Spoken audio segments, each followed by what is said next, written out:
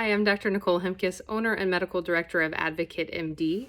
I'd like to invite you to a lunch and learn that I'm doing along with Dane Buy Local this Thursday at 11:30 at the Dane County Credit Union.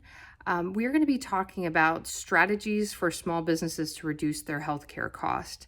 As we know, it's becoming more and more difficult to attract and retain employees. And, healthcare is the second largest expense for most businesses.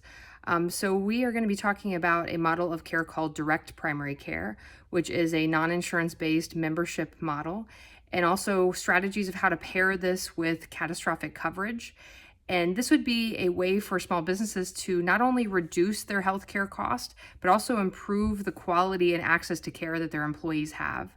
So we're hoping to see you on Thursday. We're doing this live and in person and via Zoom. Thank you so much. Bye-bye.